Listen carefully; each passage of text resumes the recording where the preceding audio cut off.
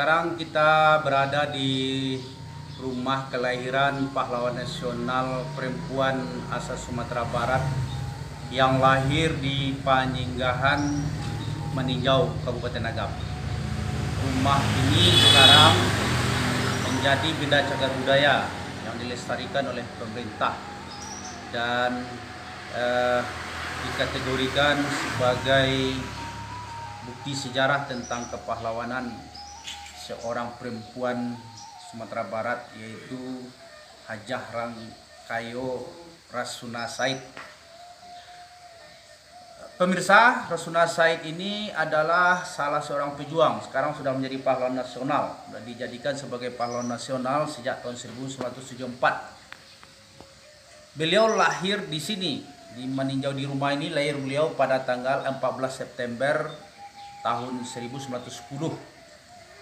Begitu menamatkan sekolah rakyat, sekolah dasar sekarang di Meninjau, Rasuna Said yang termasuk yang cerdas, orang yang cerdas. Beliau adalah anak dari seorang saudagar dan juga tokoh pergerakan yang bernama Muhammad Said. Kemudian setelah tamat sekolah dasar, Rasuna Said ini melanjutkan sekolah ke Dinia School Padang Panjang yang dipimpin oleh Rahmah El Yunusia. Jadi di sana beliau melanjutkan sekolah di Dinia School sekarang, Dinia Putri itu, selama beberapa tahun sampai usia 16 tahun. Di samping itu juga beliau belajar dengan ayah Buya Hamka di Sumatera Tawalib, Parabe. Sebagai kelanjutan dari pendidikannya di sanalah Rasuna Said ini tampak bakatnya sebagai seorang orator yang pandai berpidato. Di samping memiliki kecerdasan dan kekuatan agama, beliau juga memiliki perhatian terhadap politik. Setelah tamat di Dinia Putri Padang Panjang dan belajar dengan ayah Buya Hamka Haji Karim Amarullah atau yang terkenal dengan nama Inye DR itu, Rasuna Said menjadi guru di Dinia Putri di sekolah yang dipimpin oleh Rahmah Yunusia. Nah, sebagai guru yang memiliki jiwa kejuangan dan mempunyai perhatian terhadap politik, Rasuna Said banyak memasukkan ide-ide politik dalam belajar. Bahkan dia mengusulkan agar diberikan pelajaran politik di Dinia Putri Padang Panjang. Tapi tidak diterima, tidak setuju oleh Rahmah Yunusia. Akhirnya Rasuna Said mengundurkan diri di sekolah itu. Kemudian dia pergi ke Padang dan bergabung dengan Partai Permi. Jadi partai yang pertama yang dia ikuti adalah Permi. Tapi sebelumnya dia juga menjadi anggota organisasi Partai Serikat Islam Indonesia. Tahun 1930 Rasuna Said bergabung dengan Permi, Persatuan Muslim Indonesia, pimpinan Haji Ilyas Yaakob dan Mukhtar Lutfi di Padang.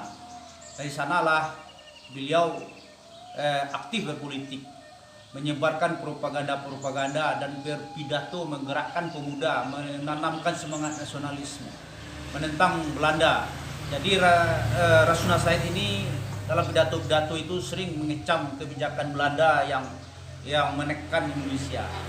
Tahun 1932 di depan pemuda Payakumbuh, di kota Payakumbuh, Rasuna Said berpidato menentang kebijakan Belanda tentang pembatasan sekolah swasta yang dikenal dengan ordonansi sekolah liar. Jadi pemerintah Belanda ketika itu tahun 1930-an itu sudah mulai membatasi pendidikan yang dikelola oleh orang-orang Indonesia, karena ini menurut Belanda akan membahayakan. Nah, dikeluarkanlah peraturan oleh pemerintah Belanda yang namanya ordonansi sekolah liar. Nah, Rasuna Said sangat getol sekali menentang dan berpidato dengan berapi-api. Akhirnya dia ditangkap oleh Belanda, ditangkap, dihukum dan dipenjarakan, dibawa ke Semarang. Ada penjara di Semarang itu namanya penjara Bulu namanya, ditahan dia di sana. Nah, setelah hampir setahun lebih dia mengalami hukuman di penjara di Semarang itu, Rasuna Said kembali lagi ke Padang.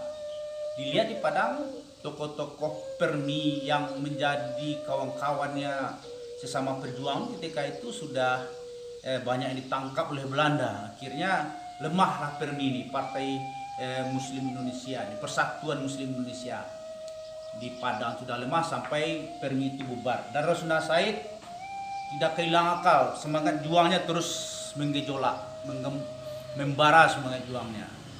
Dia pergi ke Medan. Di Medan beliau mendirikan sebuah majalah perjuangan, majalah perempuan juga, namanya Menara Putri. Nah, ini suatu fenomenal. Ternyata Rasuna Said itu bukan hanya seorang guru, dia juga seorang wartawan, seorang jurnalis. Nah, di majalah itulah dia memberikan pencerahan-pencerahan kepada perempuan Indonesia, menyebarkan semangat nasionalisme dan perlawanan terhadap Belanda ketika itu. Jadi luar biasa sekali Rasuna Said ini, dan sudah masuk penjara, tidak jera masuk penjara, kemudian berjuang kembali. Nah, kemudian Jepang masuk. Di zaman Jepang, ketika Jepang masuk, itu bersama Khatib Sulaiman, Rasuna Said ikut bersama-sama mendirikan Nippon Jaya, di Pemuda Nippon Raya. Jadi artinya ada organisasi pemuda yang bergerak di bidang keorganisasian, ya sebagai bentuk persiapan untuk mempersatukan pemuda-pemuda di Kota Padang bersama Khatib Sulaiman. Nah, kemudian ketika Indonesia merdeka, Rasuna Said ini bergabung dengan Balai Penerangan Pemuda Indonesia yang berkantor di Kota Gadang yang diketuai oleh Khatib Sulaiman. Nah, jadi dengan BPPI itu Rasuna Said menggelurakan semangat perjuangan, menjadi salah seorang badan pekerja KNIP di pusat, sampai akhirnya beliau menjadi salah seorang anggota parlemen dan juga pernah juga menantang beberapa kebiasaan-kebiasaan orang Minangkabau seperti beristri dua dan segala macam. Dan kemudian setelah Dekret 5 Juli 59, ya Rasuna Said itu diangkat menjadi salah seorang anggota Dewan Pertimbangan Agung pada masa pemerintahan Soekarno.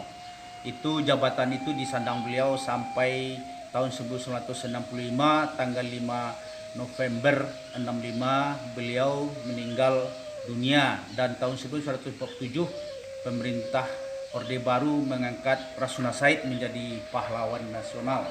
Pahlawan nasional, salah satu pahlawan nasional perempuan dari Sumatera Barat Minangkabau, yaitu Hajah Rangkayo Rasuna Said.